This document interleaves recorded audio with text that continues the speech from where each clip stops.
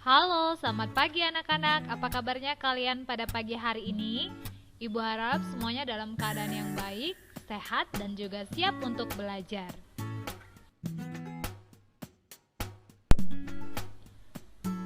Pada video pembelajaran kali ini, Ibu Desi akan menjelaskan muatan IPS, tema 7, subtema 3, tentang kegiatan pembangunan untuk mengisi kemerdekaan dan sejarah lahirnya Pancasila.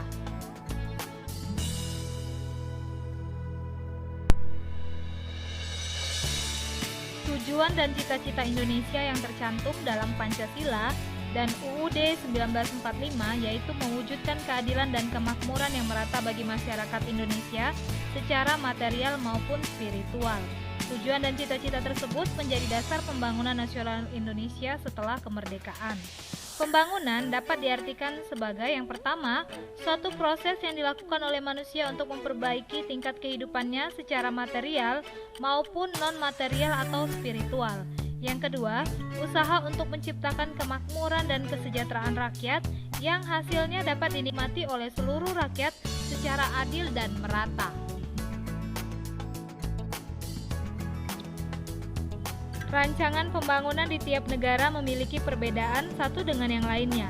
Hal ini terjadi karena adanya perbedaan kemampuan ekonomi negara dan kebutuhan yang ada dalam masyarakat di masing-masing negara tersebut.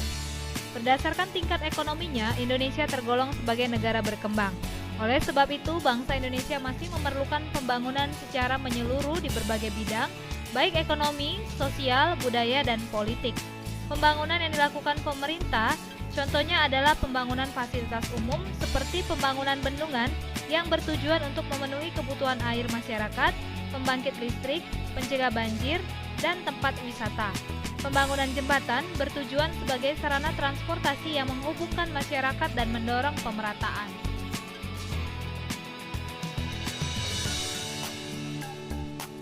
Selanjutnya kita akan mempelajari tentang sejarah lahirnya Pancasila. Mulai terdesaknya posisi Jepang dalam Perang Asia Timur membuat parlemen Jepang mulai menjanjikan pemberian kemerdekaan kepada wilayah jajahannya di India Timur atau Indonesia. Untuk menindaklanjuti hal tersebut, maka dibentuklah BPUPKI atau Badan Penyelidik Usaha-Usaha Persiapan Kemerdekaan Indonesia pada tanggal 1 Maret 1945. BPUPKI dibentuk dengan tujuan untuk mempelajari dan menyelidiki hal-hal penting yang berkaitan dengan pembentukan negara Indonesia. Sidang BPUPKI yang dilaksanakan pada tanggal 19 Mei sampai 1 Juni 1945 membahas tentang rancangan dasar negara. Terdapat 3 tokoh yang mengajukan pendapatnya tentang dasar negara Indonesia. Pertama, pada tanggal 29 Mei 1945, Mr. Muhammad Yamin menyampaikan rumusan dasar negara yang dirumuskannya. Rumusan dasar negara tersebut yaitu pertama, pri kebangsaan, kedua, pri kemanusiaan, ketiga, pri ketuhanan, keempat, pri kerakyatan, dan kelima, kesejahteraan rakyat. Yang kedua, pada tanggal 31 Mei 1945, Profesor Dr. Mr. Supomo menyampaikan rumusan dasar negara yang dirumuskannya.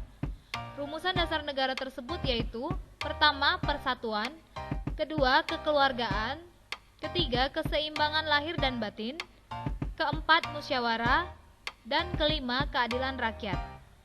Yang ketiga, pada tanggal 1 Juni 1945, Insinyur Soekarno menyampaikan rumusan dasar negara yang dirumuskannya.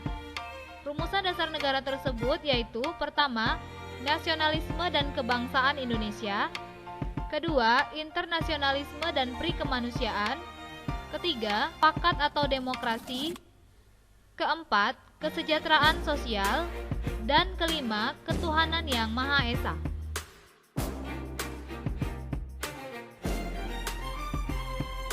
Selanjutnya, kelima asas yang diusulkan oleh Insinyur Soekarno disebut Pancasila.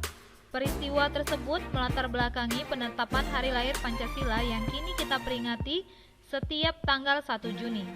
Usulan-usulan pada sidang BPUPKI pertama kemudian digodok oleh panitia-panitia untuk mempersiapkan sidang kedua.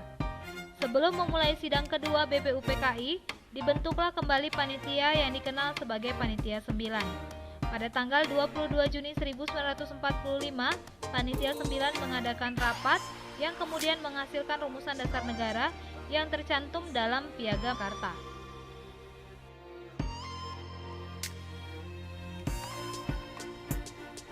Setelah mendapat beberapa perubahan, Pancasila sebagai dasar negara akhirnya pada tanggal 18 Agustus 1945 dituliskan dalam pembukaan UUD 1945 yang berbunyi 1. Ketuhanan yang Maha Esa, 2. Kemanusiaan yang adil dan beradab, 3. Persatuan Indonesia, 4. Kerakyatan yang dipimpin oleh hikmat kebijaksanaan dalam permusyawaratan perwakilan, 5. Keadilan sosial bagi seluruh rakyat Indonesia. Nah, anak-anak, sampai di sini penjelasan Ibu Desi tentang kegiatan pembangunan untuk mengisi kemerdekaan dan sejarah lahirnya Pancasila. Semoga apa yang Ibu sampaikan dapat bermanfaat bagi anak-anak semua. Sampai jumpa pada video pembelajaran selanjutnya. Tuhan memberkati.